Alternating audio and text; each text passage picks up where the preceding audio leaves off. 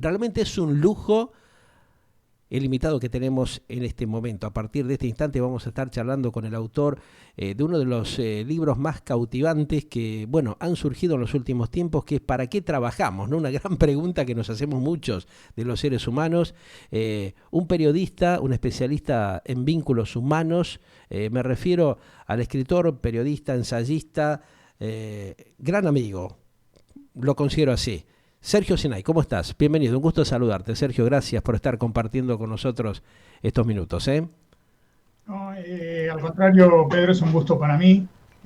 Muchas gracias por la invitación y por la posibilidad de pensar juntos en este espacio. Bueno, Sergio, realmente te agradecemos, sabemos que estás tapado de trabajo, con mucho laburo y nos pone muy contento, por supuesto, pero siempre nos encanta charlar contigo porque nos das esas pildoritas tan necesarias que necesitamos tener para energizar nuestras vidas, ¿no? A ver, vos planteás, inclusive en algunos de tus últimos editoriales, de los informes que vas emitiendo y desarrollando en los diversos medios de comunicación, gráficos específicamente, y aquellos que tenemos la oportunidad de disfrutar de los mismos, lo que está pasando realmente con el ser humano, que es bastante preocupante en estos tiempos, ¿no? O sea, toda esta incertidumbre a la cual nos ha llevado esta coyuntura de la pandemia, pospandemia, y lo que no se sabe qué va a pasar en el futuro, ¿no? Sí, yo creo que en realidad no es que la pandemia nos ha llevado a la incertidumbre, sino que la Uh-huh. incertidumbre está en nuestros genes desde Ajá, el inicio de la humanidad, digamos. ajá, Quizás lo que ha hecho la pandemia es recordarnos que sí, vivimos en la incertidumbre, ajá, sobre todo en una era donde un desarrollo tecnológico desmesurado, un desarrollo tecnológico cuántico, digamos, sí, uh-huh. nos generó un poco la idea de casi de la posibilidad de la inmortalidad, de una seguridad Uh-huh. absoluta, de que podíamos estar a salvo de casi todos los riesgos. Y eso ha funcionado en muchos aspectos como una especie de anestesia o de analgésico Ajá, para, para una angustia que viene en el kit existencial, digamos, en el equipo de vida de los seres humanos, que es la angustia ante la idea de la finitud. Somos seres finitos en el tiempo, claro. somos seres determinados por el tiempo Uh-huh.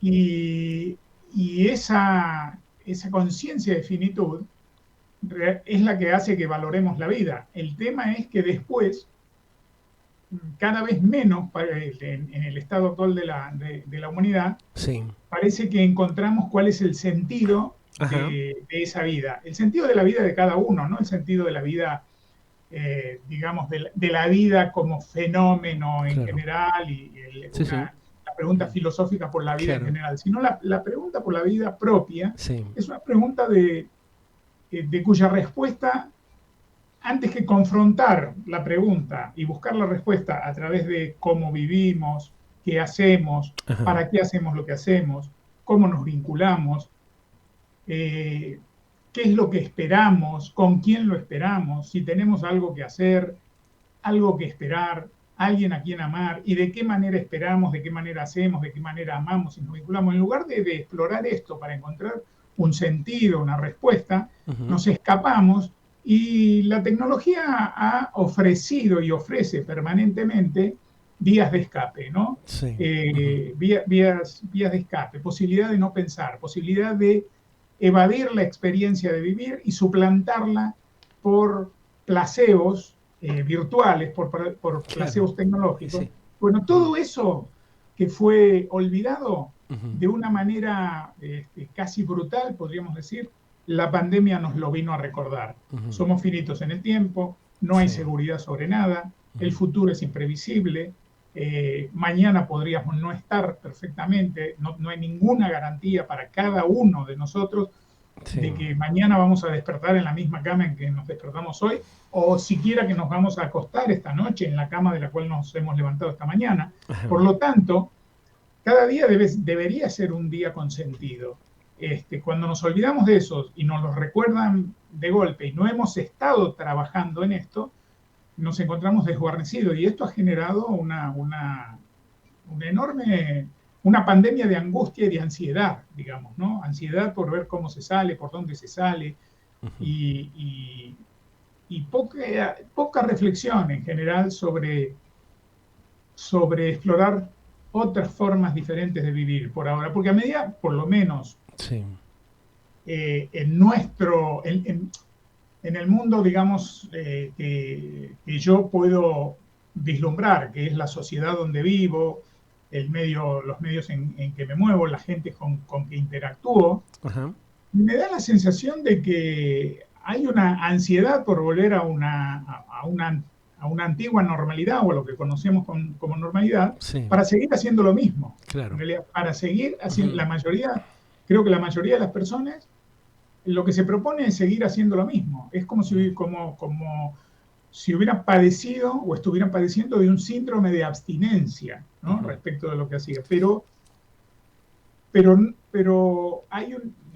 es una minoría importante de todas maneras, porque en la medida en que cada vez somos más los seres humanos, ahora somos 7.200 millones de habitantes, en la medida cuanto más somos, Claro. más grandes son las minorías Ahí también, está. porque Sí. las Ujú. minorías incluyen a más gente. Bueno, Sí. hay una minoría importante de personas que se han empezado a trabajar, a preguntar, digamos, si la manera en que habían estado trabajando hasta antes de la pandemia Ujú.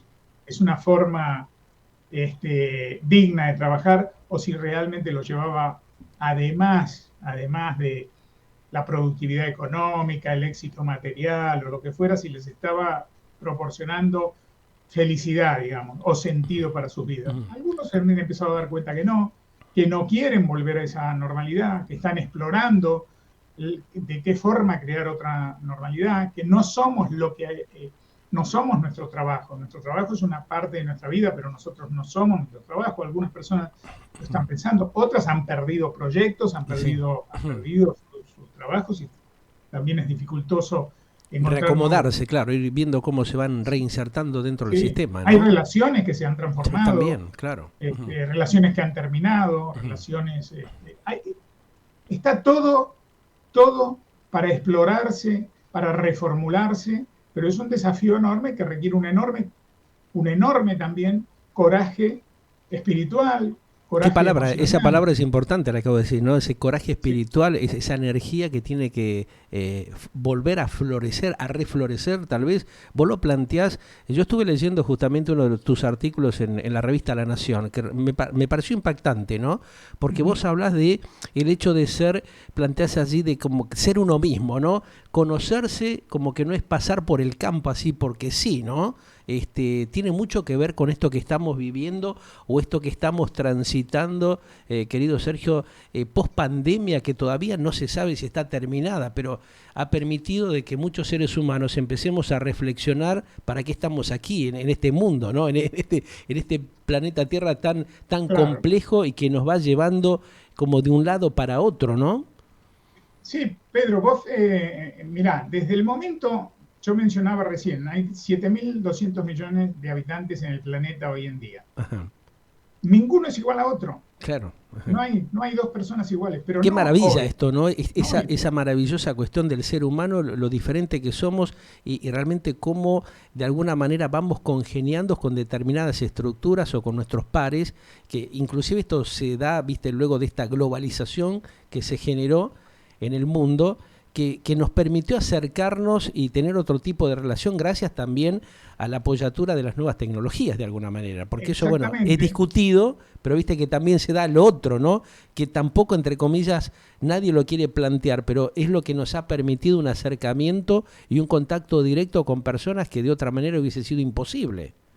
Sí, sí, hay, digamos, como diferentes visiones sobre la globalidad, digamos, ¿no? Claro. Ujú. Porque precisamente la globalidad puede ser una oportunidad de apreciar, explorar Ujú. y de alguna manera enriquecerse de la diferencia, de las diferencias, o la globalidad puede ser, como muchísima gente lo cree, un intento inútil de igualarnos a todos, de que como Está, estamos claro, globalizados, todo el mundo es igual. ahí está. Ujú. Entonces, esto se ve, por ejemplo, digamos, todos los aeropuertos del mundo son iguales, Ujú. todos los supermercados del mundo son iguales, todos los cines del mundo son iguales. En un segundo yo puedo hacer un clic y estar virtualmente, no físicamente, Ujú.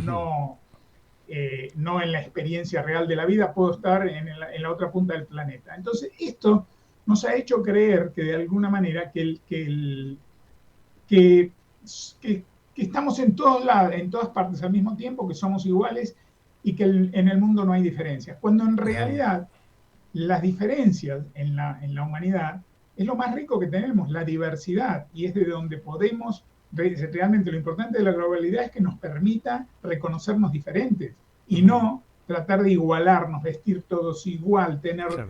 transitar por lugares que terminan siendo, como dice el antropólogo francés Marc Augé, Ujú. que creó la categoría del no lugar, ¿no? Que Sí. dice, Ujú. al final, hoy en día, los lugares más transitados en todos los espacios del planeta terminan por ser no lugares, porque Sí. pierden su identidad, porque no Sí. representan el país, La la esencia, ¿no? cultura, O sea, la claro, esencia la del lugar. esencia. Exacto. Ujú. Entonces, bueno, esto también es un tema a reflexionar. ¿Qué hacemos Ujú. con la diversidad? Porque una cosa peligrosa también de la globalidad y de la posibilidad de conectarse con gente Ujú. rápidamente, con mucha gente en todo el mundo, es que corre el riesgo de que finalmente nos terminemos conectando con los que piensan igual que nosotros, solamente. Ahí está. Entonces, que Ujú. busquemos en el mundo no al otro, no al Ujú. otro como diferente, Ujú. no al otro como que me puede ofrecer aquello que yo no tengo para que yo pueda ofrecerle lo que no tiene, y de las diferencias podamos ir armonizando algo nuevo, sino que se crean tribus, comunidades de Ujú. personas que piensan igual y que creen, por lo tanto, que el mundo es de una sola manera, que es la manera en que ellos lo ven, porque como interactúan solamente entre ellos en diferentes grupos, tribus, en las redes, etcétera, al final lo que hace en ese sentido la globalidad no es acercarnos, sino fragmentarnos Claro. en fragmentos Ujú. grandes, digamos, Se pero pierde ir al fragmentos. otro, ¿no? A la búsqueda del Sí, enriquecimiento interior del ser humano, ¿no? De esa manera. Se deja de lado eso, tal vez, Sergio. sí, Ujú. sí. Y también lo que hace a veces nos saca, vos mencionabas antes, esto de conocerse a uno mismo, ¿no? También, De lo que claro. yo hablaba Ujú. en una columna. Sí. Eh, claro, nos mostramos en las redes, muchas veces y en los espacios virtuales, queremos dar de nosotros mismos Ujú. una versión, una versión atractiva, digamos, ¿no? Ajá. En ese sentido, podemos decir que las redes o el mundo virtual se ha convertido en una especie de enorme shopping Ujú. lleno de vidrieras donde cada uno se exhibe a sí mismo como un producto que tiene que ser atractivo y cosechar la mayor cantidad de likes, digamos, Ujú. ¿no? De me gusta Sí, sí. y todo Ujú. eso. Y sobreviene la desesperación cuando no hay muchos likes, porque es como si yo no existiera. Ujú. Si yo que me estoy mostrando desde los aspectos que considero más positivos de mí, más atractivos de mí, a través de las selfies que subo, de las cosas que digo, de las frases que emito. Si no cosecho muchos likes, ¿qué quiere decir? Que no existo y se genera sobre la angustia Ujú. una nueva capa de angustia, que es la de que las, la, el mundo virtual no me esté confirmando mi existencia real, En digamos, parte ¿no? es lo que vos hablás de alguna manera, que también lo plasmaste en alguno de los tantos artículos que venís escribiendo, lo que es el sentido de la vida, ¿no? De pronto el valor de la actitud. También ahí está lo que es una respuesta al destino, ¿no? De cada uno de nosotros como seres humanos. Bueno, el valor de la actitud Ujú. es esencial en la vida. ¿Qué es el valor de la actitud? De esto A ver. hablaba Ujú. Víctor Frankl, Sí. enorme pensador, médico, humanista, Ujú. bueno, el autor de El hombre en busca de sentido, que yo creo que es el hombre en busca de sentido, es un libro que siempre digo debería ser de lectura Ujú. obligatoria para todos los seres humanos desde la edad en que ya saben leer. Ajá. Este, que decía, hablaba de esto del valor de la actitud, porque de las cosas que nos ocurren, y la pandemia, estos 2 años de pandemia, en este sentido son una lección que el que no la aprende es porque no quiere, Sí. digamos, ¿no? Porque Nos han como ahí mostrado está que en también realidad metido las lo que es el cosas que significado perdido justamente de la salud y de la vida, ¿no? Porque la pandemia de un la poco vida, como, sobre todo claro, de que la nos vida, llevó a porque concientizarnos tal vez a sí, los seres humanos de esa situación, ¿no? Que vos decías, bueno, tengo todo, pero mañana no estoy más acá, o sea, fuiste, como quien dice, ¿no? Como sí, dicen los chicos sí, ahora, ¿no? O sea, hasta aquí y llegué, pero no sé qué va a pasar mañana. Es la gran claro, pero ¿y si incertidumbre que se estoy? ¿Y plantean hoy si por hoy estoy? los seres humanos, ¿no? ¿Y si estoy mañana? Ujú. ¿Para qué? ¿Para qué? Claro. ¿Para qué estoy? Porque la pregunta es esta, porque no basta la salud. Ajá. Por más que la frase, el refrán diga, basta la salud, no, Sí. no basta la salud. La Ujú. salud lo que me permite es estar vivo, pero me enfrenta con la gran pregunta, ¿vivo para qué? ¿Para qué? Claro. Ujú. ¿Para respirar solamente? ¿Para Ujú. comer? ¿Para dormir esta noche y despertarme mañana? ¿Para reproducirme? ¿Para comprar? ¿Para qué vivo? ¿Para qué? Porque si es para eso, la verdad, es un derroche lamentable de este privilegio, que es el privilegio de estar vivo, porque Exacto. podríamos no estarlo. Ujú. Podríamos De alguna, perfectamente no existir cada uno de nosotros. No hablo de la claro, especie humana, ahí está. hablo de cada uno de nosotros como miembro de la especie. Podríamos no existir. Entonces, se nos ha dado un privilegio, el privilegio de la Ujú. existencia. ¿Para qué? ¿Para qué? Porque la salud no es solamente, me vacuné y entonces me salvé del coronavirus. Ujú. Yo no me morí. Bueno, Ujú. con lo cual de alguna manera estoy diciendo que los que sí murieron no me importan, porque Ujú. yo me salvé. Pero ¿para qué?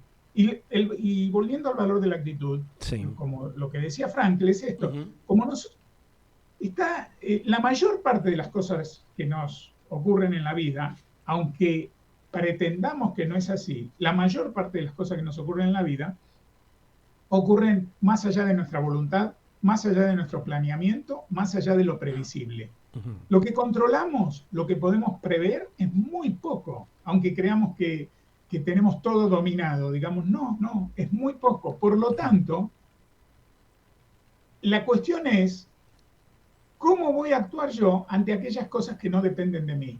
Y esto es lo Ujú. que Frankl llamaba la libertad última del ser humano, porque es la Ujú. libertad que nadie me puede quitar, que es decidir mi actitud Sí, ante aquello que la vida me claro. propone, Un poco cuando vos ante planteás aquello que también la lo que vida es... me pregunta, Sí. porque vivir, y Ajá. en esto es algo extraordinario que decía Frankl, A ver. vivir es responder, porque Ajá. a cada minuto de nuestra existencia la vida nos hace una pregunta y nos Ujú. la hace a través de situaciones, Ujú. a través de circunstancias que se nos presentan. Y, y esas circunstancias y situaciones se pueden sintetizar en una pregunta. ¿Para qué estás aquí? Te lo Ujú. pregunto Claro. con esta, por Sí. ejemplo, te lo pregunto con una pandemia, te lo Ajá. pregunto con una pérdida, te lo pregunto con todas las situaciones no previstas o que están más allá. ¿Para qué estás? ¿Para qué? Claro. Ujú. O Te sea, tenés eso... que conectar con tus recursos, Ajá. saber para qué estás, porque en la medida en que, en que te hayas preocupado, Sí. no digo que tengas la respuesta, pero por lo menos que te hayas preocupado Ujú. de explorarla, vas a desarrollar más recursos para responder y va a ser más rica tu actitud, ¿no? El valor de la actitud es la actitud con que respondo Ahora a esa aquello que no actitud, depende de ese mí. valor de la actitud que vos planteás, ¿no? Que es muy interesante profundizar específicamente en ese tema porque de pronto te va generando un montón de cuestiones, te hace ruido, te genera tal vez bastante incertidumbre y que te proyecte de qué manera al desafío futuro, o sea, a lo que se avecina, porque también es ahí donde los seres humanos nos empezamos a preguntar, ¿no? Como bien vos lo planteabas recién, o sea, ¿para qué estamos? ¿Cuál es el fin? Luego de, y a pesar, entre comillas, de todo esto, haber transitado esta situación difícil en la cual ha tenido una experiencia muy particular el ser humano en estos tiempos, porque como que le ha recambiado, le ha modificado toda su estructura tradicional, ¿no? Claro, mira, el humano Ujú. es digamos, es el único ser, es la única especie, el único espécimen de todos los vivientes, de todos los especímenes vivientes en el planeta, es el único que se pregunta por el futuro, es el único que imagina hacia adelante. Todas las demás especies viven el presente puro y duro. ¿Eh? Un gato, un perro, un león, un caballo, cualquier otra especie que atraviesa una situación de riesgo para su vida, lucha. Y en eso nos igualamos todos, los humanos también. Luchar o huir son las dos respuestas básicas ante los peligros a nuestra vida. Sí, la reacción normal, habitual que se da, ¿no? Esto es instintivo para todos. Sí. Digamos, son las dos respuestas, o se lucha o se huye. El tema es que una vez superada la situación, si se logra superarla, las otras especies vuelven al lugar donde estaban. No es que tienen un shock postraumático. Un gato, un perro, un caballo no tiene un shock, no va al psicólogo, no escribe un libro sobre su experiencia y para dejar enseñanzas a otros. No, vuelven a lo que estaban. Si estaban comiendo, comen, si estaban durmiendo, duermen, etc. El ser humano es el único que queda enfrentado a una pregunta. ¿Salvaste la vida? ¿Para qué la querés? ¿Para vivir cómo? Porque el ser humano es el único que se proyecta hacia el futuro. Ahora, que se proyecte hacia el futuro no quiere decir que lo controla, no quiere decir que lo puede prever y ni siquiera quiere decir que lo puede construir. Y además hay una diferencia entre futuro y porvenir. Vuelvo a nombrar aquí a Marc Augé, antropólogo francés, el que hablaba de los no lugares, que dice una cosa muy interesante. El futuro es cronológico. En la medida que estamos vivos, todos tenemos futuro, digamos. Nosotros, si nada se interpone en esta conversación, podemos, en el próximo minuto estaremos hablando todavía. Ese es nuestro futuro inmediato y tenemos futuro. En la línea del tiempo, mientras estamos vivos, todos tenemos futuro porque todos nos vamos trasplantando, caminando hacia el próximo segundo, hacia el próximo minuto, hacia la próxima hora, hacia el próximo día. Ese es el futuro.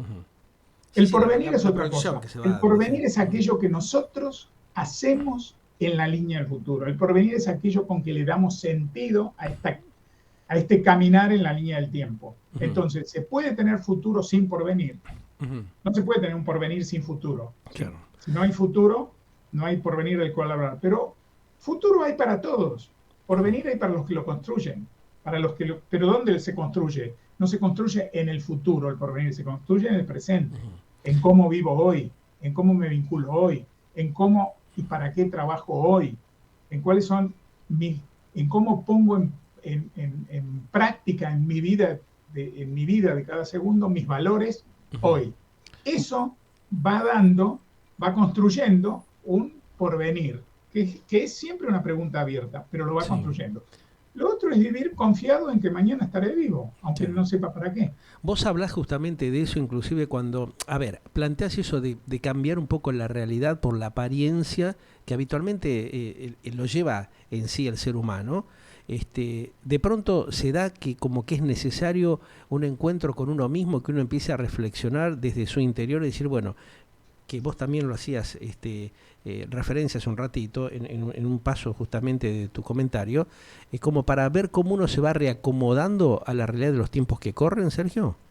Mira, el encuentro con uno mismo es siempre necesario y creo que es algo que olvidamos a menudo porque estamos muy, muy fijados en los encuentros exteriores, ¿no? En el bullicio externo, en el encuentro con las ofertas fascinantes de afuera. Y nos olvidamos del encuentro con uno mismo. Ahora, el encuentro real con uno mismo no es el encuentro con las partes más agradables de uno mismo, es el encuentro con todo lo que uno mismo es. Es un encuentro que necesita, es un viaje es casi como lo que míticamente se llama el viaje del héroe, que significa bajar a las profundidades de uno mismo. ¿Y cómo es eso? A ver, ¿cómo desde tu experiencia? Pero desde tu experiencia, eso ¿cómo se puede vivir? ¿Cómo se puede transitar en situaciones como, por ejemplo, la que pasan en muchos países de Iberoamérica, donde realmente hay un sufrimiento profundo por el maltrato que viene recibiendo gran parte de la sociedad de parte de una dirigencia que no entiende realmente o se hace el desentendido para evitar resolver las necesidades que tiene la población? Mira, en eso hay una cosa muy interesante. Ujú. Leí hace muy poquito un pequeño libro muy interesante que se llama El mito del ciudadano ingenuo, Ajá. de una filósofa, doctora en Derecho argentina, de la Sí. ciudad de La Plata, Ajá. catedrática en la Universidad de La Plata, que se llama Mónica Borgnia. Ajá. Y es un libro extraordinario sobre, porque vos mencionaste recién, esto de hacerse el desentendido. Sí. Muchos de los sufrimientos que nuestras sociedades padecen Ujú. se originan en las elecciones que estas sociedades hacen también. Eh, y después se padecen como si fueran castigos del destino o como si hubieran llegado desde la estratosfera aquello que nos hace sufrir. Ujú. Y así como en la vida personal es muy importante preguntarse muchas veces cuál es mi responsabilidad en las cosas que me pasan, Sí. antes de buscar rápidamente cuál es el culpable Claro. externo. Ujú. Yo creo que en las vidas de las sociedades, puesto que las sociedades están compuestas, son sumas de individuos, sumas de integración de individuos, esto que pasa en lo individual, es también importante llevarlo a lo social. Y es que las sociedades representadas en los individuos, porque si no es una cosa abstracta la sociedad, Ujú. empiecen a preguntarse también sus propias responsabilidades en muchas de las cosas que pasan. Sobre todo en la medida en que los mecanismos democráticos estén funcionando, digamos, ¿no? Sí. Porque si los mecanismos democráticos funcionan bien o Inadecuadamente, a mal, veces, claro, ahí bien está o el mal, tema. ¿no? Ahí está la cosa, claro. O Sí, sea, ya que decía sí. Winston Churchill Ajá. que de todos los malos modelos conocidos Sí. para vivir en sociedad, Ujú. la democracia es el mejor, digamos, el mejor de los Claro, malos, digamos, claro. ¿no? Ajá. Con sus falencias siempre, Sí. con sus cosas, pero mientras se tenga el privilegio de vivir en una sociedad donde los mecanismos democráticos, la mayoría de los mecanismos democráticos están vigentes, más allá de cómo se usen, Sí. es importante no desentenderse de su uso, no Ujú. desentenderse de la vigilancia de los propios ciudadanos para Claro. que esos mecanismos no se pierdan y funcionen bien, Y hoy y no esos desentenderse de la mecanismos, claro, responsabilidad. eso que vos hablás es importantísimo, fundamental, ¿no? Para mantener justamente las instituciones republicanas y no terminar siendo una pseudo democracia como se ha dado en varios países de la región. Hoy por Sí, hoy, Sergio, teniendo en cuenta esto que vos planteás, porque, a ver, estamos transitando específicamente en varios países de Sudamérica, la Argentina fundamentalmente es un claro ejemplo de eso, una cuestión de incertidumbre, tal vez de desorientación por la desesperación, por la tristeza que tiene gran parte de la población, de alguna manera de no poder encontrar el rumbo porque justamente la situación socioeconómica del país no lo permite, ¿no? Ahí es donde vienen justamente las cuestiones del malestar, de la incertidumbre, de la bronca que hay en gran parte de la población porque evidentemente sus necesidades no están siendo satisfechas. Al contrario, ¿viste? Cada vez hay una tremenda presión que profundiza las tensiones de las personas. Eso va deteriorando todo el entorno familiar. Evidentemente va complotándose para generar una serie de cuestiones que son bastante complejas de resolver. ¿Cómo puede hacer hoy por hoy aquella persona que en su gran mayoría se está viendo en varios países como en el nuestro, tienen un deterioro profundo justamente de su calidad de vida, que no encuentra la forma de rearmarse, ¿no? ¿Cómo se hace para salir de esa situación sabiendo que vos no tenés las herramientas ni los elementos adecuados como para poder seguir navegando, no mantener el barco en un circuito de continuidad razonable? mira, yo no creo que haya fórmulas Ujú. para ofrecer, pues sería de una soberbia enorme ofrecer fórmulas o pretender que uno sabe cómo se hace. En todo caso, podemos hablar de modelos, de tendencias. Yo vuelvo a esta cuestión eh, de la actitud ante aquello que no depende de uno, porque eso Sí. también Ujú. eh, ofrece a veces algunas perspectivas de salida. En principio, A ver. hay dos ideas Ujú. que ellos que siempre me habitan, digamos. Una es que los grandes cambios sociales o las transformaciones sociales no se dan desde lo grande a lo pequeño. Ajá. No se dan en general, digamos, desde arriba hacia abajo y no se dan desde afuera hacia adentro.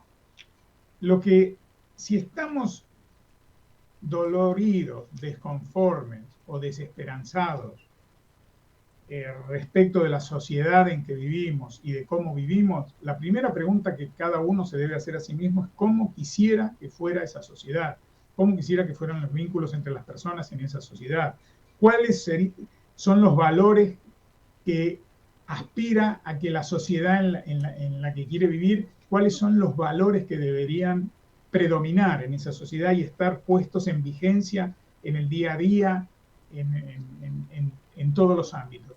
Y una vez que se pueda responder a esas preguntas, empezar a actuar de esa manera ya y en donde están, no importa las circunstancias. Actuar de esa manera en el hogar, en el trabajo, en la calle, ocupado o desocupado, pero actuar de esa manera, porque hay elecciones personales. Por ejemplo, ¿no?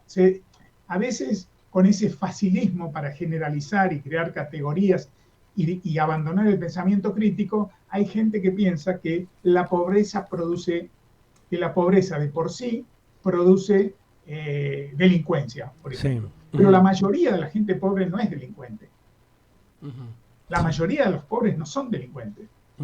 Entonces, es muy fácil que a partir de los delincuentes que emergen y son más visibles que los delincuentes, son más visibles los delincuentes que emergen de la pobreza que los que emergen de la riqueza, que también son sí. Muchos y más graves, ¿sí? Claro. Pero tienen tapaderas más importantes, digamos, tienen maneras de disimular más importantes. Pero si la mayoría de los pobres no son delincuentes, ¿por qué es? Porque están haciendo otras elecciones en su vida, digamos, ¿sí?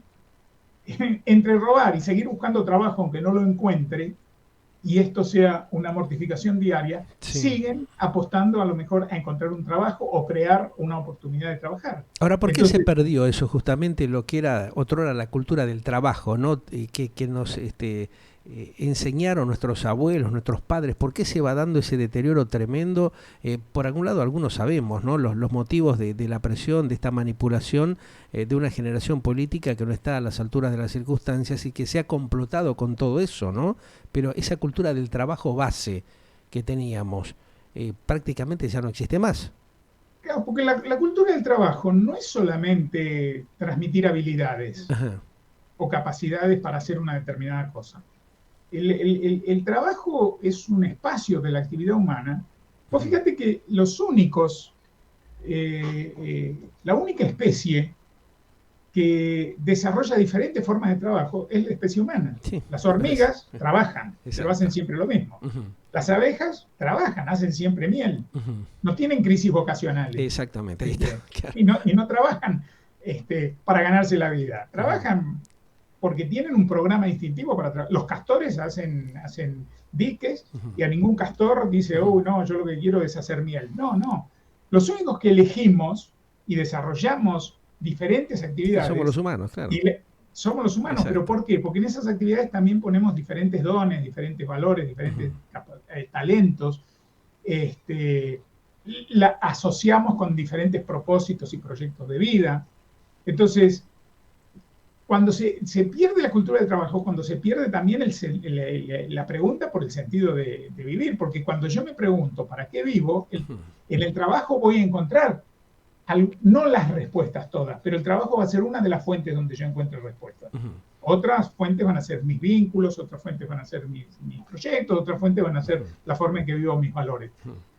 La pérdida de la cultura del trabajo tiene que ver con que todos los valores, y el trabajo es un espacio de desarrollo de valores también, no solamente de producción de cosas. De pero como que están trastocados justamente esos valores, bueno, ¿no? O sea, se ha variado totalmente el rumbo de lo que tendría que ser una lógica. Eso es lo que nos llama poderosamente la atención a muchos, porque justamente no se avanza con ese tema, ¿no? O sea, se van idealizando otro tipo de cuestiones que es todo relacionado con lo material y muchas veces no pasa por ahí la cosa, ¿no? Porque en definitiva, lo que pasa es que ¿qué enseñanza dejamos también, no? Los valores este, no vienen en nosotros. No vienen, no nacemos con valores. Los valores se adquieren. Claro. Y se adquieren a través de las vivencias. Sí. Y se adquieren a través de los ejemplos. Los valores se transmiten. Hay una sola forma de vivir los valores, hay una sola forma de transmitir valores, hay una sola forma de enseñar valores, que es vivir los valores que se predican o que se eligen, no predicarlos solamente. Y en estos tiempos se ha tornado bastante difícil eso, ¿no? Tratar de generar ese tipo de cosas, porque realmente tenemos todo un entorno que se complota y hace todo lo contrario a eso. Ahí está el gran problema, el gran dilema, ¿no? Claro, porque si tuviéramos los valores ya en nosotros cuando nacemos, todo sería muy fácil. Apretamos el botón de los valores y empezamos a vivir con esos valores. Pero como no es así y los tenemos que aprender, y si no hay quien los transmite, o si quienes más posibilidades tienen de transmitirlos por sus capacidades, por el lugar que ocupan en la sociedad, por el lugar que ocupan en la familia, etcétera, etcétera. Si quienes tienen la mayor responsabilidad en la transmisión de valores desertan de esa responsabilidad, después es cuando uno dice los valores se han perdido. No, los valores se han escondido, los valores se han malversado, los valores se han traicionado, pero no es que se pierden como se pierde una llave. ¿Dónde dejé la responsabilidad? No. La dejaste cuando la dejaste, digamos, la perdiste cuando la dejaste de ejercer en la vida. Eso que vos hablas, esa palabra también que mencionas, la traición que tiene parte del ser humano por la avaricia, digamos, el manejo que va teniendo, por el rearmado del consumismo y todas esas cuestiones que la vemos, que están muy presentes hoy lamentablemente, ¿no? Y que denotan un poco la bajeza que tiene algún sector de la sociedad en estos tiempos, donde realmente se especula con un montón de cuestiones que tienen que ver con la dignidad también, ¿no? Sí. Bueno, la cultura del consumismo está estrechamente ligada al vacío existencial extendido como pandemia prácticamente, y es una pandemia anterior a la del coronavirus, la del vacío existencial, que se viene manifestando en nuestras sociedades. Y la verdad es que cuando ese vacío es un vacío doloroso, es un vacío que genera una especie de hambre espiritual, así como un estómago vacío genera hambre físico, el vacío existencial genera hambre espiritual, hambre existencial, hambre emocional, hambre moral de alguna manera también. Pero así como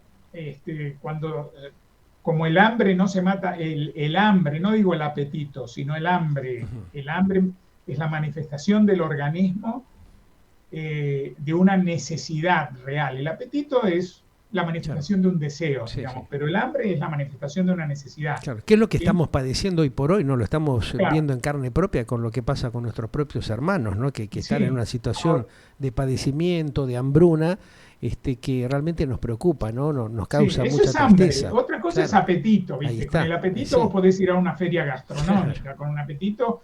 Con apetito elegís en qué restaurante vas a comer. Con el hambre no, el hambre es el organismo que dice si no me das alimento, pero alimento, no chatarra, alimento, voy a morir, dice el organismo. Esto, como somos seres integrales, digamos, ¿no?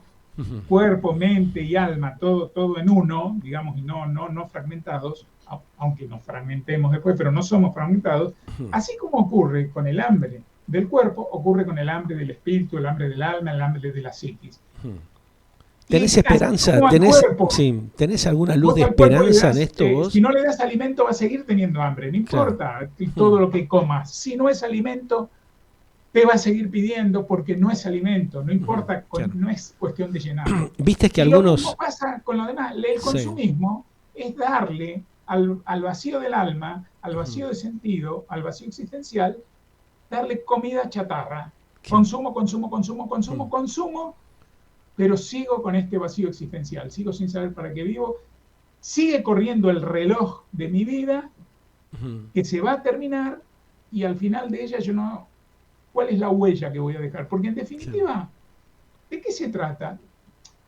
De que al final del viaje por la vida hayas dejado el mundo un Un poquito poquitito mejor, mejor de claro. cómo lo encontraste, pero Claro. un poquitito mejor, Ahí está. Ujú.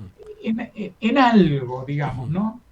Y, y bueno, y si no, la verdad pasarás como Uno más, en claro. lugar de haber Sí, buceado en la exacto. vida, habrás sido un Ajá, surfista. ajá. Pasaste bien por la superficie, todo fantástico, te divertiste mucho, pero no quedó nada. Exactamente. Lo importante es dejar algo, ¿no? Sergio, te Exactamente. agradezco realmente esta charla, realmente me encantó, me encantaría seguramente tener mucho más tiempo, lo vamos a hacer más seguido porque realmente este tipo de reflexión nos ayuda a saber cómo tenemos que replantear nuestras vidas, ¿no? En situaciones tan complejas como la que estamos viviendo, y esas son las perlitas que nos ayudan a recargar el espíritu y ver cómo podemos reencaminar nuestras vidas también, ¿no? Así que 1.000.000 de gracias como siempre por tu atención, por estas palabras que nos van generando también claridad, que hoy por hoy las necesitamos más que nunca. No, al contrario, Pedro, un gustazo. Un Gracias gran a vos. abrazo, un brillante fin de semana y estamos en contacto. Un abrazo fuerte también para Gracias. tus oyentes. Bien. Gracias. Sergio Sinay, ustedes lo escucharon, realmente ensayista, escritor, periodista. Las reflexiones con las cuales estábamos compartiendo sus palabras nos ayudan un poco a recargarnos de esa energía que tanto nos hace falta en estos tiempos. Galáctica, lo que vos esperabas para acompañar tu vida.